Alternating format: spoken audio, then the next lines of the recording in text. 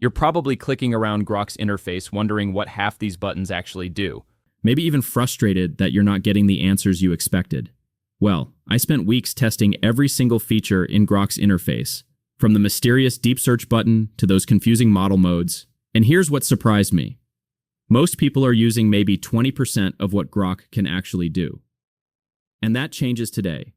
Welcome back to bitbiased.ai, where we do the research so you don't have to. Join our community of AI enthusiasts. Click the newsletter link in the description for weekly analysis delivered straight to your inbox. So in this video, I'm walking you through every visible feature in the Grok interface, explaining exactly what each one does, when to use it, and how to get dramatically better answers. By the end, you'll know how to match the right tool to your task, whether that's lightning-fast responses or deep research that pulls from dozens of sources in seconds. First up, let's start where every Grok interaction begins. That search bar at the top. The search bar, where it all begins now. The search bar might look simple, almost boring even, but here's where things get interesting. This isn't just a text box. It's a smart prompt field that understands context in ways that'll surprise you. Think of it as your direct line to one of the most advanced AI systems available right now, developed by xAI to push the boundaries of what conversational AI can do. Here's how it actually works. You click into that bar and type whatever's on your mind. Could be a factual question like, what are neural networks? Or something more creative like, write me a short story about time travel. The beauty is in what happens next, because Grok doesn't just answer and forget. It remembers your conversation, building on what you've already discussed without making you repeat yourself every single time. Let me give you a real example of why this matters. Say you start with that neural networks question. Grok gives you an explanation. Then you follow up with, great, now explain it with an analogy. And here's the magic. You didn't have to say, explain neural networks with an analogy. Grok knew what it meant because it's tracking your conversation thread. This multi-turn memory means you can have an actual dialogue, not just a series of disconnected questions. Now, when should you use the search bar? The answer is pretty much always. Whether you need a quick fact, detailed coding help, creative writing assistance, or just want to chat about philosophy at 2 in the morning, this is your starting point. And if you're on mobile, some versions even let you speak your queries instead of typing, perfect for when you're driving or your hands are full. But here's what most people don't realize. How you phrase your question in this search bar can completely change the quality of answer you get. We'll talk more about that when we get to prompting techniques, but for now, just know this simple box is more powerful than it looks. The real benefit? Speed and accessibility. The search bar is always there, always ready, connected to real-time data from X, formerly Twitter, and the broader web. So when you ask Grok something, you're not just getting canned responses from old training data. You're tapping into current information, often with that signature wit and humor Grok is known for. It makes the whole experience feel less like querying a machine, and more like chatting with a really knowledgeable friend who happens to have the entire internet at their fingertips. Deep search. When you need more than surface-level answers. All right. Next to that search bar, you'll spot something called deep search. And trust me, this is where Grok starts to feel less like a chatbot and more like your personal research assistant. Most AI tools will give you a quick answer and call it a day. But what if you need more? What if you want the full story, backed by multiple sources, synthesized into something you can actually use? That's exactly what deep search does. When you click this button, you're telling Grok to stop playing it safe with quick responses and instead go all in on your question. It scours the internet, pulls from dozens of credible sources, analyzes current discussions on X, and then presents you with a comprehensive report. We're talking the kind of research that would take you an hour of Googling and tab switching, delivered in about a minute. Here's a scenario where this becomes absolutely game-changing. Let's say you're researching the latest developments in renewable energy storage. Without deep search, you might get a decent overview based on Grok's training data, but with deep search activated, Grok goes out and finds recent news articles, research papers, expert commentary, trending discussions, everything relevant, and synthesizes it into one coherent answer. One user reported getting a detailed report citing 22 different sources in just over 60 seconds. Try doing that manually and see how long it takes you. But here's what I love most about DeepSearch: transparency. Grok doesn't just dump information on you and expect you to trust it blindly. It shows you where the information came from. You get citations, references, the whole 9 yards. This means you can verify facts, dig deeper into specific sources if you want, and actually trust what you're reading. It's like having a research assistant who not only does the work, but shows their receipts. Now, when should you use DeepSearch? Think of it this way. If your question starts with phrases like research, summarize, what are the latest, or compare different perspectives on, hit that DeepSearch button. It's perfect for current events, broad topics that need multiple viewpoints, or any time you're working on something that requires depth. On the flip side, if you're asking, what's 2 plus 2? Or who wrote 1984? Save yourself the time. Regular mode is plenty fast and accurate for straightforward queries. To activate it, just type your question, click the DeepSearch button before you send it, and let Grok work its magic. Some interfaces even have preset research prompts that automatically enable this feature. You'll see a little progress indicator as Grok pulls information from across the web, and then, boom, detailed answer with sources. It's like the difference between asking someone for quick directions versus asking them to plan your entire road trip with alternate routes, gas stations, and scenic stops. Both are useful, but one goes way deeper. Create image. Turning your words into visuals. Right next to DeepSearch, there's another feature that's honestly just fun to play with. The Create Image button. And while it's fun, it's also genuinely useful if you know when to deploy it. This feature taps into Grok's image generation capabilities, letting you describe something in words and watch it come to life visually. Here's how it works. When you click Create Image, Grok switches into what they call Imagine mode. Instead of responding with text, it fires up its image generation engine, codenamed Aurora for the base version, with an enhanced Imagine model for premium users, and creates a picture based on your prompt. Want to see a futuristic city skyline at sunset?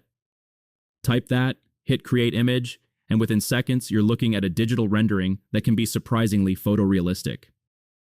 But wait, before you think this is just a toy for making random pictures, let me show you the practical side. Say you're a teacher trying to explain the solar system. You could describe it in words, or you could ask Grok to create an image of the solar system with labeled planets. Boom, instant visual aid. Content creators use this for concept art, social media graphics, design inspiration. Marketers might generate logo concepts. Generate a logo for a cafe named Lunar Coffee, featuring a moon and coffee cup. Even if the first result isn't perfect, it gives you something to iterate on, to refine, to spark ideas. The beauty of having this integrated into the same chat interface means you don't need to bounce between tools. You're already working with Grok for text-based answers, and suddenly you need a visual to illustrate your point? Just switch modes. Want a fantasy landscape with floating islands? A diagram comparing electric car battery ranges? A visual metaphor of a neural network as a futuristic city? All of this is possible with a well-crafted prompt. And speaking of prompts, this is where specificity really pays off. The more detail you include in your image prompt, the better the result. Don't just say, draw a landscape. Say, draw a fantasy landscape with floating islands connected by rope bridges, waterfalls cascading into clouds below, and a sunset casting orange and purple hues across the sky. See the difference? You're painting a picture with words, and Grok is bringing that picture to life. Color, style, perspective, mood. The more you specify, the closer you get to your vision. When should you use Create Image? Anytime words aren't enough. Visualization exercises, design mock-ups, educational diagrams, creative storytelling, brainstorming sessions where you need to see your ideas. And if the first image isn't quite right, no problem. Tweak your prompt and try again. It's an iterative process, just like refining a text answer.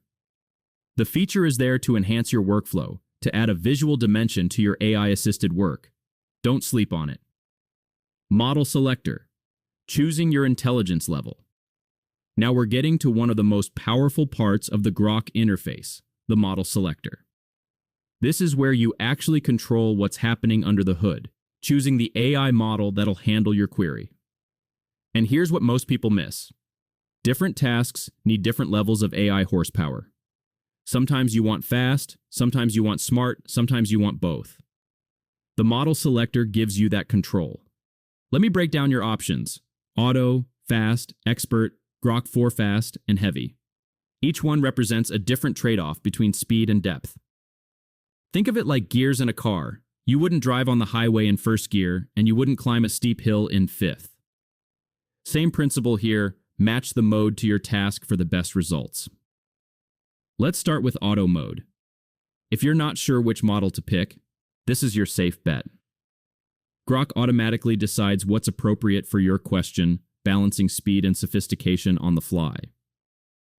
Simple factual question. Auto might use a faster model complex reasoning task. It'll switch to something more advanced. The benefit here is convenience. You don't have to think about it. And Grok handles the decision-making most casual users probably leave it on auto and never think twice. And honestly, that's fine. But then there's Fast mode. This is where you prioritize speed above all else. Fast mode uses lighter models, typically Grok 3 or Grok 3 Mini, to get you answers almost instantly. Perfect for straightforward questions like, what's the capital of France? Or define polymorphism in programming. You're on your phone with a slow connection? Fast mode saves data and time. The answer might be slightly less nuanced than what you'd get in expert mode, but for simple queries, you won't notice the difference. Speed is the name of the game here. Now, when you want quality over speed, you switch to expert mode. This engages Grok 4, a more advanced model that provides detailed, nuanced responses. Think of it as telling Grok to take its time and be thorough. Ask about the significance of the Higgs boson, and expert mode will give you a carefully structured explanation that breaks down the concept thoughtfully. It's ideal for complex questions, research tasks, creative projects, or anything where the quality of the answer actually matters. The trade-off? It might take a few extra seconds, but the depth you get is usually worth the wait. Then there's Grok 4 Fast, and this is where things get interesting. It's essentially a lighter, quicker version of Grok 4. You get GPT-4 level intelligence, but with faster responses and slightly less compute intensity. One source noted it uses about 40% fewer reasoning tokens than full Grok 4, which translates to speed without sacrificing too much quality. This is the sweet spot for many tasks. Detailed enough to handle moderately complex questions, fast enough that you're not sitting around waiting. If you have access to this mode, it's great for things like compare electric cars and hydrogen fuel cell cars in terms of efficiency, cost, and infrastructure. Where fast mode wouldn't give you enough depth, but you also don't want to wait for heavy mode. And speaking of heavy mode, this is the beast. Grok 4. Heavy is the most powerful model in the ecosystem. Described by some users as a computational powerhouse, it's a multi-agent, enhanced version with expanded memory. We're talking up to 128,000 tokens or more. What does that mean in practice? You can feed it entire documents, large code bases, lengthy conversations, and it'll remember and analyze all of it. Heavy mode is for when nothing else will do. Complex math proofs, analyzing legal contracts, debugging massive code files, designing detailed strategic plans. It uses advanced reasoning strategies, sometimes showing you step by step how it arrived at an answer, which is incredibly valuable for learning or verification. But here's the catch. Heavy mode is premium. You need a SuperGrok subscription to access it. And it's slower because it's doing serious computational heavy lifting. Think of heavy as the mode you save for your toughest challenges, when you need the smartest possible AI assistant and you're willing to wait a bit for that next level insight One user described trying to get Grok 4 Heavy to tackle problems that few other models could handle, and it delivered. That's the power you're dealing with. So how do you choose? For everyday questions, stick with Auto or Fast. For important work that needs quality, go Expert or Grok 4 Fast.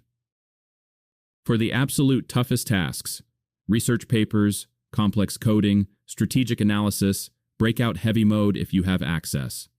The model selector is all about control. Don't just leave it on default and forget about it.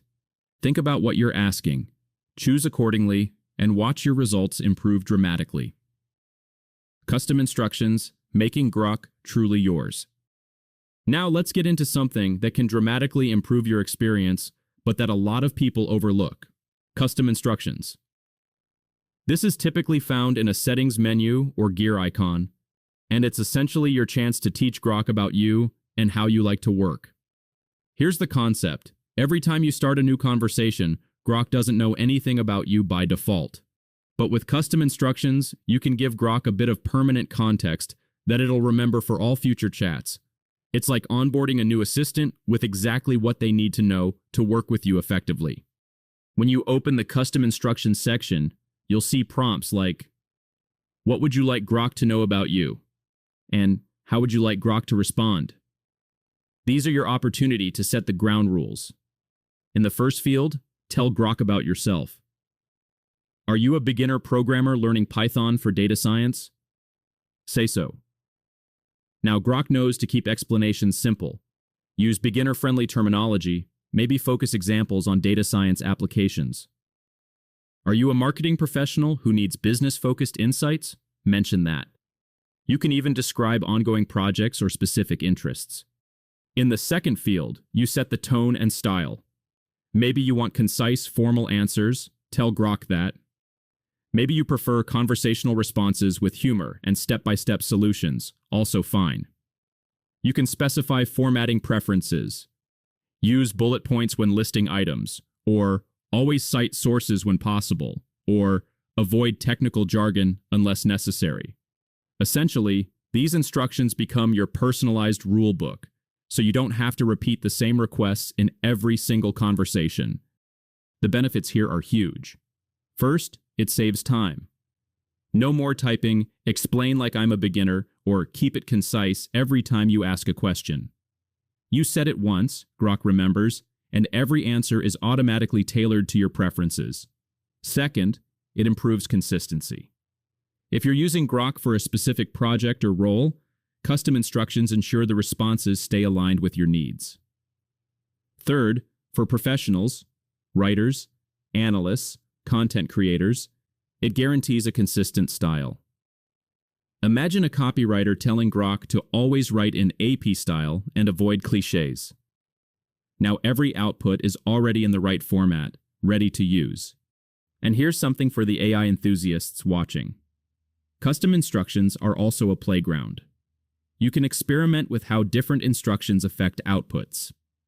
Try telling Grok to be more creative or stricter with logic, or to always challenge your assumptions. See how the responses change.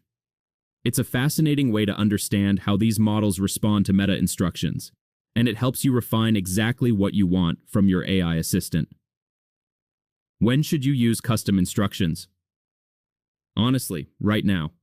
When you first start with Grok, spend 5 minutes setting these up. You'll thank yourself later. Update them whenever your needs change. New project, different focus, refined style. If you notice Grok's answers aren't quite hitting the mark, that's your cue to revisit and tweak your instructions. It's a living document that should evolve with how you use the tool.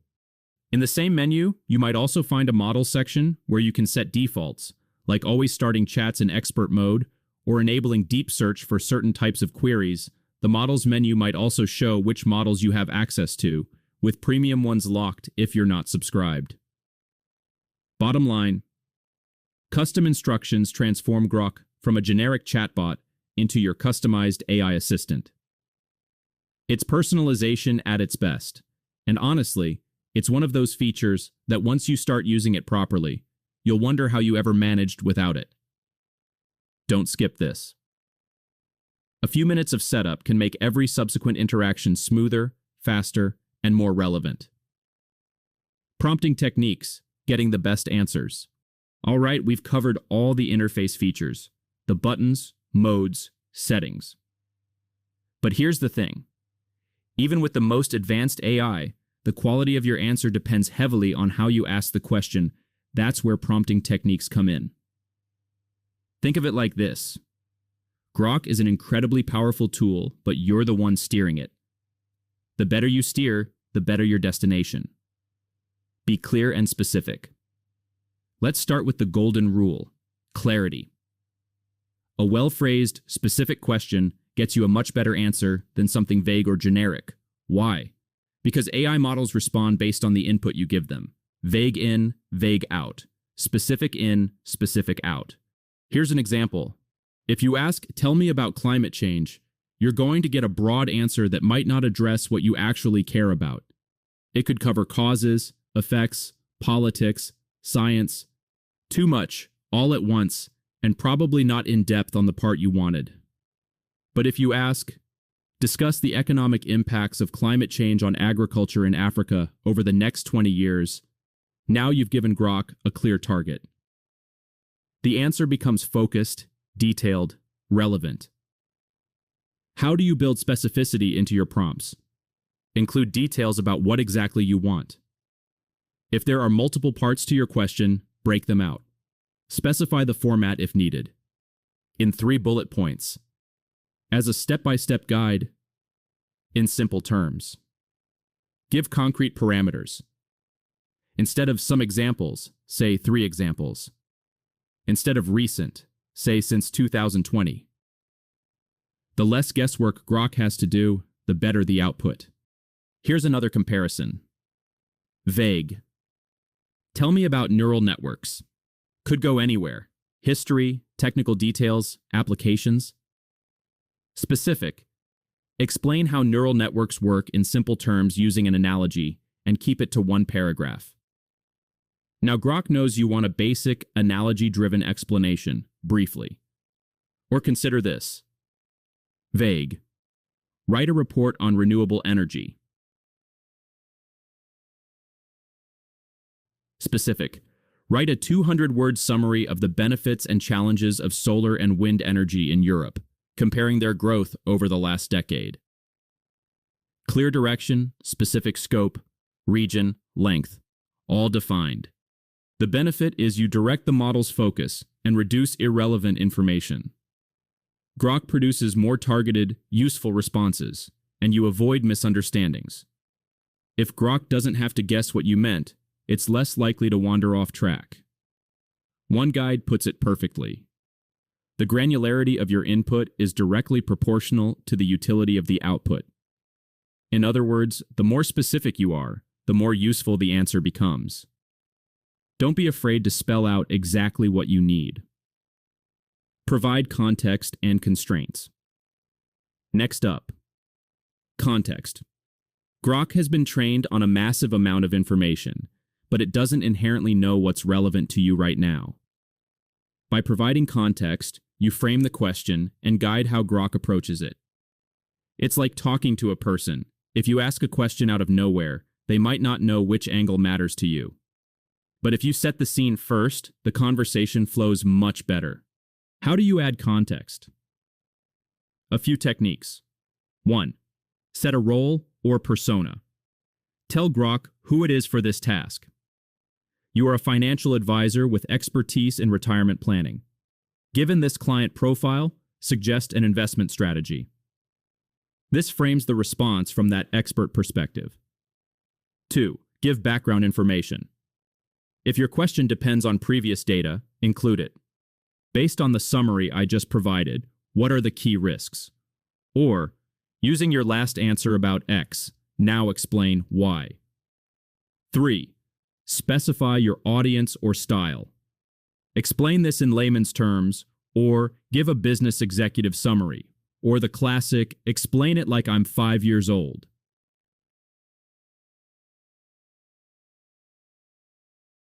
You can also include constraints, limits, or formats for the answer.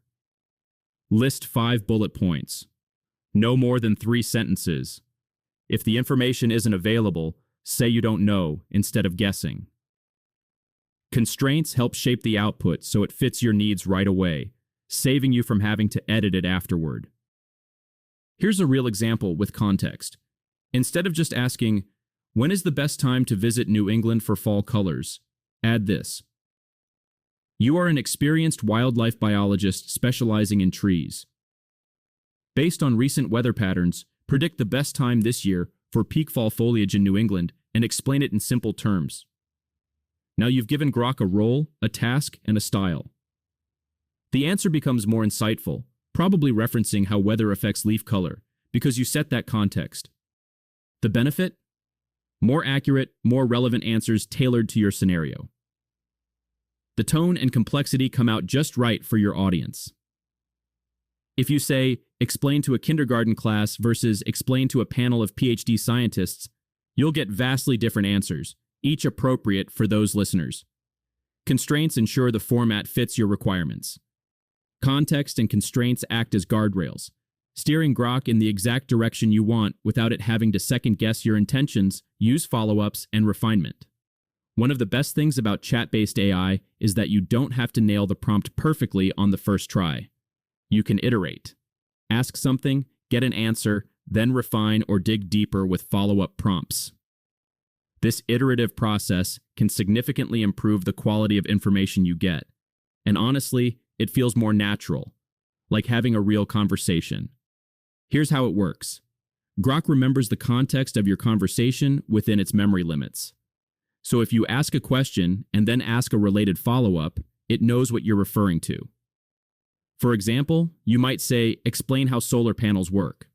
Grok gives you an explanation. Then you follow up. Great. Now how does weather affect their efficiency? And make it a bit simpler. Notice you didn't have to say solar panels again. Grok knows we're still on that topic. And you added a new instruction to simplify, so the answer adjusts accordingly. Some strategies for effective follow-ups. Ask for clarification if something's confusing. Can you clarify what you meant by X? Or could you explain that in more detail? Request a different format. Could you list those points as bullet points? Or put that information into a table. Dig deeper on a subtopic. You mentioned quantum efficiency in solar cells. Could you elaborate on that? This turns a general answer into a deep dive exactly where you're curious. Correct or refocus if the answer missed the mark. That's not quite what I was looking for. I meant more about the policy side. Can you answer from that angle? Grok will adjust and try again. You can even use make it better prompts. Things like make it funnier, simplify this further, or give me an example to illustrate that. These piggyback on the previous answer and tweak it in the way you specify, got a dry explanation. Make it funnier might add an analogy or a joke to lighten it up. The benefit of this approach is you sculpt the answer to be exactly what you need, piece by piece. It's like having a dialogue with an expert. You keep asking until you're satisfied. Often the first answer is decent, but the second or third exchange is where Grok really nails it, because you've given more direction or allowed for course correction. And here's the thing. You don't have to cram everything into one mega prompt, which can be hard to construct. Start simple, add detail iteratively. It feels more natural and often works better. One tip. If your conversation gets really long or shifts topics significantly, you might need to provide context again or even start a fresh chat to avoid confusion. But for a focused thread, Grok keeps the history in mind. And if Grok produces a really long answer, use a follow-up to condense it. Summarize the above in 3 key points, or explain the last part in simpler words. You're essentially using Grok to refine its own output. Think of follow-ups as an interview. You're the interviewer. Keep probing until you get that perfect insight or explanation you're after. Keep experimenting. And here's a bonus tip for the AI enthusiasts out there. Prompting is an evolving art. Grok is updated frequently and gains new capabilities. So my final piece of advice is stay curious and keep experimenting. Try those preset prompt buttons in the interface. things like brainstorm or summarize, to see how they structure queries. Learn from them, adapt their style to your own needs. If Grok introduces new features, like video generation or advanced voice modes or whatever comes next, give them a shot.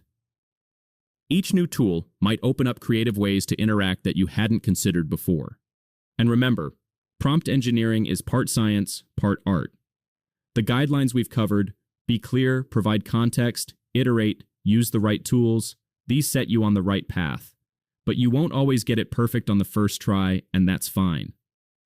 Keep refining, keep adjusting, and use those features we've talked about over time. You'll develop an intuition for what works, and Grok will become an even more powerful collaborator in your work. So there you have it, the complete tour of Grok's interface and how to use it like a pro. We walked through the search bar, your gateway to every interaction we explored. DeepSearch for those moments when you need serious, sourced research delivered fast. We played with Create Image to turn your ideas into visuals. We broke down the model selector, auto, fast, expert, Grok 4, fast, heavy, giving you control over speed and intelligence based on your task. We talked about the SuperGrok upgrade, which unlocks advanced models, think mode, expanded memory, and a whole suite of premium features that turn Grok from good to exceptional. And we covered custom instructions, your chance to personalize how Grok responds so every answer feels tailored to you. Then we dove into prompting techniques, being clear and specific with your questions, providing context and constraints to guide the AI, using follow-ups to refine answers iteratively, and leveraging Grok's modes and tools strategically for different tasks. These aren't just tips. They're the difference between getting generic responses and getting answers that genuinely solve your problems, inspire your creativity, or deepen your understanding. Look, whether you're brainstorming, learning something new, solving a complex coding challenge, or conducting research, Grok's interface gives you the tools, your prompting provides the direction. When you combine the two skillfully, it's like having a genius collaborator available 24/7, someone who never gets tired, never judges your questions, and is always ready to help you push boundaries and explore ideas. So go ahead, experiment with these features. Click DeepSearch when you've got tough questions. Generate some images to visualize your ideas or just for fun. Tweak those custom instructions until Grok responds exactly how you want. Switch between model modes based on whether you need speed or depth, and most importantly, ask your questions with precision and context. Grok is designed to learn from your input and iteratively help you reach better outcomes. Use that conversational flow to your advantage. If this walkthrough helped you understand Grok better, consider dropping a like or leaving a comment with what feature you're most excited to try. And hey, if you've got questions or want to share your own Grok tips, the comment section is all yours. Let's keep the conversation going. With these tools and techniques in hand, you're ready to master Grok and unlock everything this AI assistant has to offer. Happy grokking, and I'll see you in the next video.